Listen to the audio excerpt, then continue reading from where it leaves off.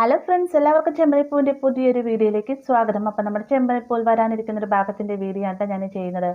നമ്മുടെ മഹിമ ചന്ദ്രയെ കാണാനായിട്ട് അങ്ങനെ വീട്ടിലേക്ക് വരികയാണല്ലോ. വരുന്ന സമയത്ത് പറയുന്നുണ്ട് തനിക്ക് തൻ്റെ മകളുടെ താലിമാറ്റൽ ചടങ്ങ് അത് നടത്തണമെന്ന് ആഗ്രഹമുണ്ടെന്നൊക്കെ പറയുന്ന സമയത്ത് ചന്ദ്ര പറയുകയാണ്, ആ ഒരു ചടങ്ങൊക്കെ ഇപ്പം നമ്മുടെ നാട്ടിൽ നടത്താറുണ്ടോ മഹിമയെന്നൊക്കെ ചോദിക്കുമ്പോഴത്തേക്കും അതിനിപ്പോൾ എന്താ, ഇപ്പം എന്തോരം ചടങ്ങുകൾ തന്നെ പുതിയതായിട്ട് കല്യാണത്തിന് വന്നിരിക്കുന്നു, അതിലൊരു ഭാഗമായി തന്നെ കരുതിയാൽ മതി. മാത്രമല്ല എൻ്റെ മരുമകനെ ഇതുവരെ എൻ്റെ വീട്ടുകാരോ ബന്ധുക്കളോ ആരും തന്നെ കണ്ടിട്ടില്ല. അവർക്കൊന്ന് ശ്രീകാന്തിനെ പരിചയപ്പെടുത്തുന്നതിന് വേണ്ടിയിട്ടാണ് ഞാനൊരു ചടങ്ങ് വെച്ചിരിക്കുന്നതെന്നൊക്കെ മഹിമ പറയുമ്പോഴത്തേക്കും ചന്ദ്രയും അത് സമ്മതിക്കുകയാണ്ടോ.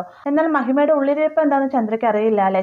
മഹിമ ശരിക്കും വെച്ചിരിക്കുന്നത് വലിയൊരു കെണി തന്നെയാണ്. അതിനു വേണ്ടി തന്നെ മഹിമ ആദ്യം ചെയ്യുന്നത് നമ്മുടെ ചന്ദ്രയെ കണ്ടിട്ട് ഇന്നത്തെ എപ്പിസോഡ് നമ്മൾ കണ്ടുവല്ലോ, സച്ചി വരരുതെന്നൊക്കെ പറയുന്നുണ്ട്. ശരിക്കും പറഞ്ഞാൽ മഹിമയുടെ ഒരു ചൂണ്ടക്കൊളുത്താണ്. കാരണം നമ്മുടെ ചന്ദ്രയോടായിട്ട് ഇങ്ങനെ ഒരു ആവശ്യം പറയുകയാണ്. ചന്ദ്ര തീർച്ചയായിട്ടും വീട്ടിലെല്ലാവരോടും ഈ ഒരു കാര്യം പറയും, അത് വലിയൊരു പ്രശ്നമാകും. അതായത് നമ്മുടെ മഹിമയുടെ ഉദ്ദേശം എന്ന് ഇത്ര മാത്രമേ ഉള്ളൂ, സച്ചി ഈ ഒരു ചടങ്ങിൽ പങ്കെടുപ്പിക്കണം. എന്തെങ്കിലും കാരണം സച്ചി ഒഴിഞ്ഞു മാറാതിരിക്കാനായിട്ട് രേവതിയുടെ നിർബന്ധപ്രകാരം തന്നെ സച്ചി വരണം. സച്ചി ആ ഒരു ഗുണ്ടകളെ തല്ലുന്ന സമയത്ത് ചടങ്ങ് അലങ്കോലമാവുക മാത്രമല്ല, പക്ഷെ എന്നേക്കുമായിട്ട് സച്ചി നിൽക്കുന്ന ഒരു വീട്ടിലേക്ക് പോകില്ല എന്നുള്ളൊരു വാശി ഉണ്ടാകണം എന്നൊക്കെ കരുതിക്കൊണ്ടാണ് മഹിമ ഇങ്ങനെ ഒരു കെണി വെക്കുന്നത്.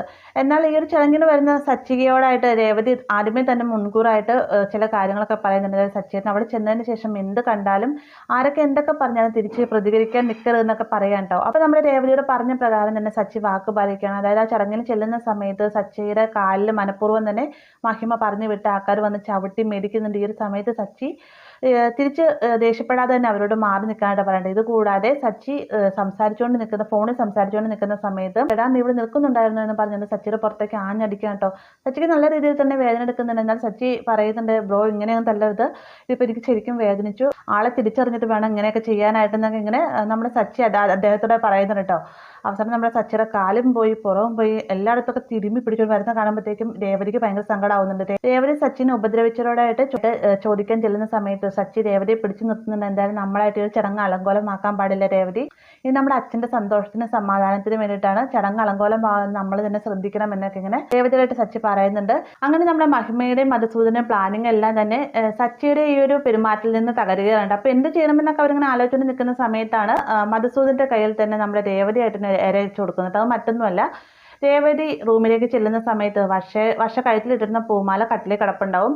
ആ ഒരു മാല എടുത്ത് മാറ്റാൻ തുടങ്ങുമ്പോഴത്തേക്കും അതിനകത്ത് വർഷയുടെ നെക്ലേസ് ഉടക്കി കിടക്കുമായിരിക്കും കേട്ടോ.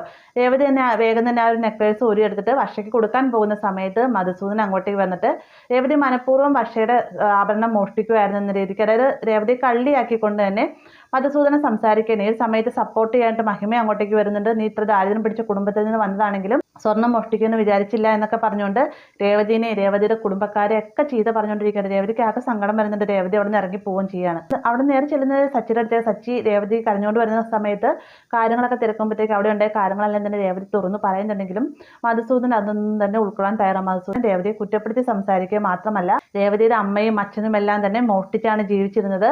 അതുമാത്രമല്ല രേവതി മോഷ്ടിച്ചുകൊണ്ട് വരുന്ന തുകയ്ക്കാണ് സച്ചി വെള്ളം അടിക്കുന്നത് എന്നൊക്കെ ഇങ്ങനെ എല്ലാവരും മുന്നിൽ വെച്ച് പറയുമ്പോഴത്തേക്കും സച്ചി എത്രയും നേരം പിടിച്ചു വെച്ചിരുന്ന ദേഷ്യങ്ങളെല്ലാം തന്നെ പുറത്തേക്ക് വരുന്നുണ്ട്. നല്ലത് തന്നെ നമ്മുടെ സച്ചി മധുസൂദനക്കാരുടെ കൊടുക്കുകയും ചെയ്യുന്നുണ്ട്. അപ്പോൾ ഈ ഒരു കാഴ്ച കണ്ടുകൊണ്ട് വർഷയും ശ്രീകാന്തും അങ്ങോട്ടേക്ക് വരികയും ഇരുവരുടെ ഇടയ്ക്ക് ഒരു ചെറിയ തെറ്റിദ്ധാരണയൊക്കെ ഉണ്ടാവുകയൊക്കെ ചെയ്യുന്നുണ്ട്. അപ്പോൾ ഓൾമോസ്റ്റ് ഈ ഒരു ചടങ്ങിലൂടെ നമ്മുടെ മഹിമ ഉദ്ദേശിച്ച പോലെ വന്നില്ല എന്നാണെങ്കിലും മഹിമയുടെ ലക്ഷ്യസ്ഥാനത്ത് എത്തുക തന്നെ ചെയ്യേണ്ട. അതായത് രണ്ട് തല്ല് മധുസൂദനക്കാർക്ക് കിട്ടിയാലും എന്താ, തൻ്റെ മോളും മരുമകനും വീട്ടിൽ തന്നെ നിന്നല്ലോ എന്നുള്ള സന്തോഷത്തിലാണ് മഹിമയുള്ളത്.